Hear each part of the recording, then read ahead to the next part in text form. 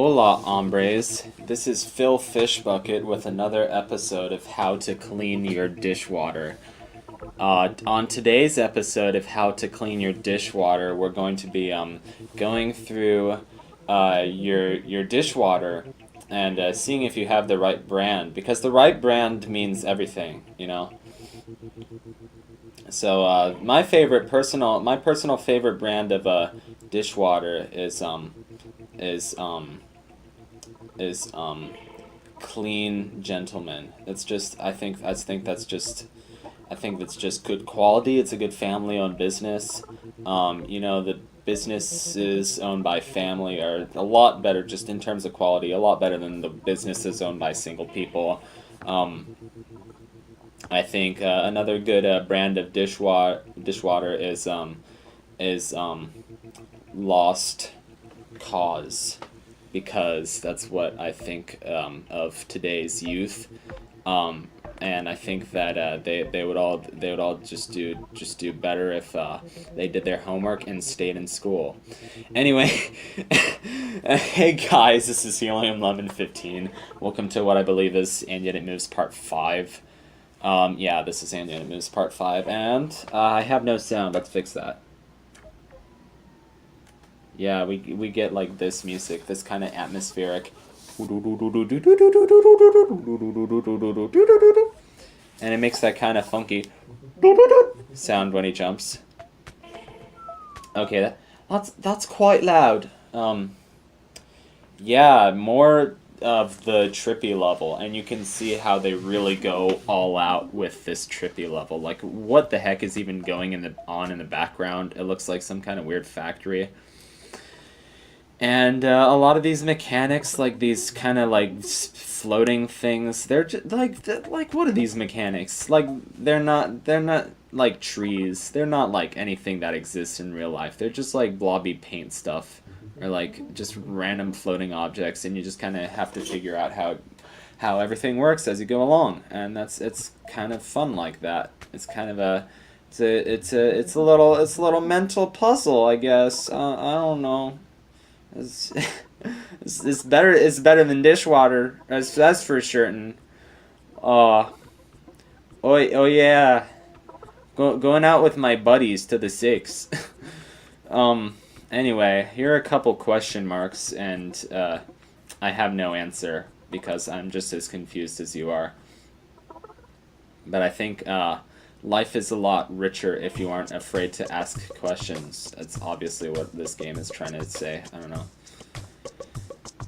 The moral of this game is don't do drugs, kids, or don't go into the forest and get bitten by snakes, or else you have really quite colorful and pretty, but still fever dreams that you can't quite escape from.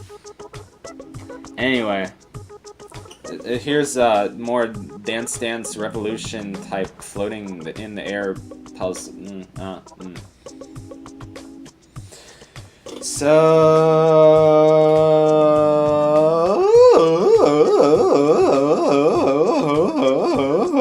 today is December 8th. It's a Friday, and my sweet mates are pretty much doing nothing, so I can talk and be as loud as I want. My sweet mates aren't outside the door, which is nice. I've had some real problems lately with some just loud sweet mates, and they're up talking like in the couch, like on the common area right outside my room. And I'm just like a light sleeper, so like if they're like out there talking like loudly and it's past like midnight, or it's even like 2:30 in the morning, like I can't sleep. So yeah, I really do miss home. Just like I've just come to associate home with like comforting things, like my cat, like the nice trees outside the window, like watching Star Trek with my parents, like Zelda Breath of the Wild.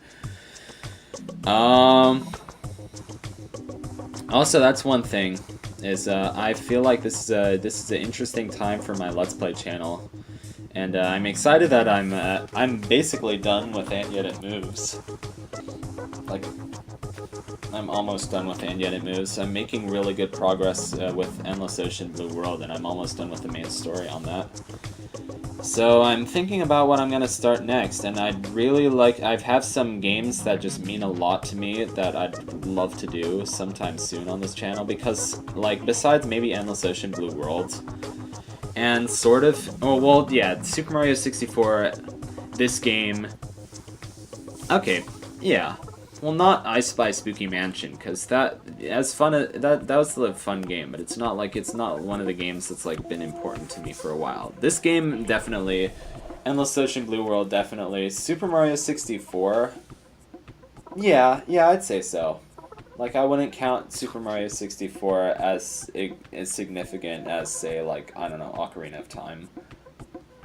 And that's what I was gonna say. It's just I'm really excited for the moment where I can play a Zelda game on this channel, just because I think that's just like every Let's Player's dream, you know. They wanna play a Zelda game, and they want to make a Zelda game more entertaining than it already is. Because like if you can do that, you can do anything. You have to be the best, Greg. You have to. We're gonna live our dreams, Greg. What is line? Anyway, I've been quoting that. Since I've been quoting Disaster Artist since I saw it, but yeah, that made me think of Disaster Artist for no apparent reason. I mean, I've been playing random games on Steam, and like I definitely have the option to record them. But like, I mean, I've found like a few games on Steam that are maybe worthy of Let's Play. Like, I still have a lot of games to explore on Steam, and I found a few that are maybe worthy of Let's Play. Yeah, I'm just excited now that I have the option to record off my computer, because I've been doing like Wii games, and that's it. So I have a few browser games that I might like to do LPs of. Not like a lot, but just for fun, and just because like I can do them from my college dorm and I don't have to go home.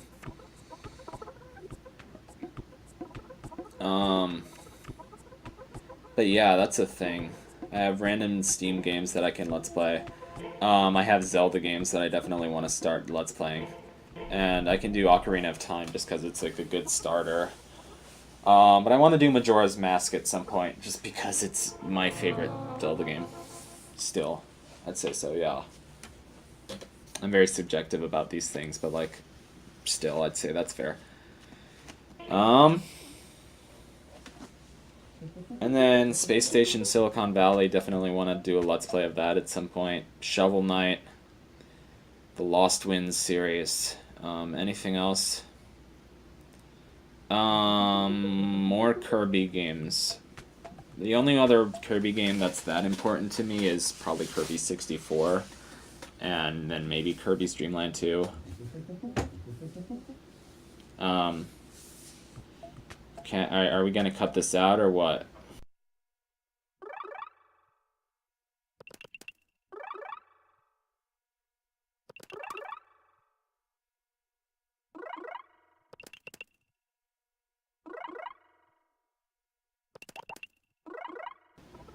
Okay, now we're back in business.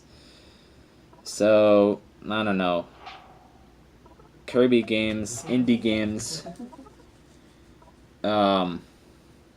Wish I knew how to record off of iPad, because there's a few like really good indie games that I just like got on the iPad just for fun. But it's nothing that I couldn't like record on like from like browser just as an alternative. But like this Let's Play channel, even though like it's kind of like, what is this? It's just a YouTube channel where you play video games, and I don't know who cares about it, and like I would never like make this into a career. Like I'm not that serious about it, but like I do like spend quite a bit of time thinking about it. Because like it's just like I need this in my life. Like it's an escape. Like it makes it's something life affirming. Like video games have always been there, and I don't care if like video games are a productive use of my time or whatnot. But like it's they're not obviously useful, but I think they're just like they're just an escape. And that's just sometimes what you need to just like relieve your stress. And just like thinking about like how this channel is always going to be here, and like how I always have like a new game to play on it, and like commentary, like stupid things to talk about for it. Yeah, it just keeps me going. Like it's my project. I might be a pointless project, but like I don't know. Video games have been like an escape for me, and I think an escape is good to have, especially if it's not like an unhealthy escape. Like there are definitely a lot of things in this world that are unhealthy escapes. But like life is stressful, and life does not make sense. Like, I mean, there are certain parts of life that you can logic it out and say, oh yeah, sure, that makes sense. But it's at a certain point, like, maybe this is just how I feel, and maybe this is just because I'm an INFP. Again, bringing Myers-Briggs into this, like anybody cares. But I think life is really subjective, and the way I go through life is like, I have things like this, and this is just what's important to me. It's like being extremely silly, ranting about things that are of little and no importance, and just playing video games. Like, this is important to me, and this became like part of like how I survived, like still when I think about my 10th grade year and like how I lived with that exchange student who went to my high school, and he lived in our house, and just what I went through with that, just like having to share my house every day with somebody who eventually became like very entitled, arrogant, and kind of manipulative, and just knowing that I had to live with him until the end of the school year. Sorry if you're out there watching this. But like I remember doing my Super Mario 64 Let's Play, and just that was like it for my 10th grade year, and like that became like an integral part of like my memories of 10th grade year. Oh my gosh, this is painful to watch. Sorry. Anyway.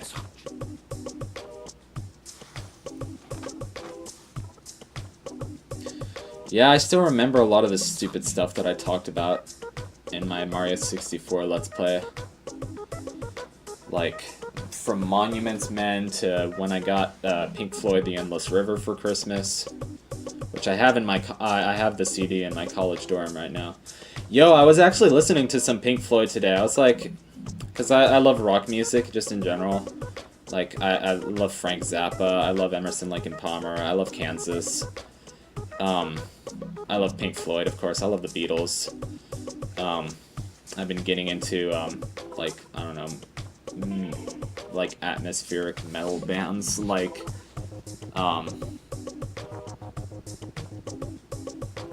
gosh, like, Alcest, like, Lady Scrat, like, Opeth.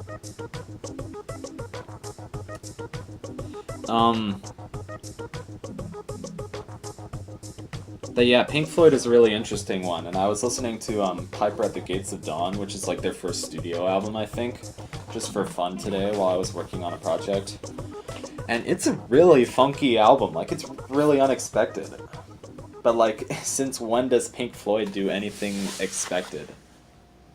Like, I was into Pink Floyd like when I was in like 5th grade, but I remember, like, not liking a lot of their stuff, because it was very out there. Like, Saucerful of Secrets is, like, hard to listen to, especially, like, for a 5th grader. I mean, I know, like, I was probably, like, super open-minded at that point in my life, but still, like, it's, like, it was something. Like, it's not exactly, it's, like, weird music. And I like that. I'm attracted to that. I think, that's like artistic expression. Like, that's people like taking an art form and like pushing the boundaries of it. Anyway, Piper at the Gates of Dawn is a really interesting album. How much time do I have left? Oh, thank you for watching, and I hope you enjoyed this episode.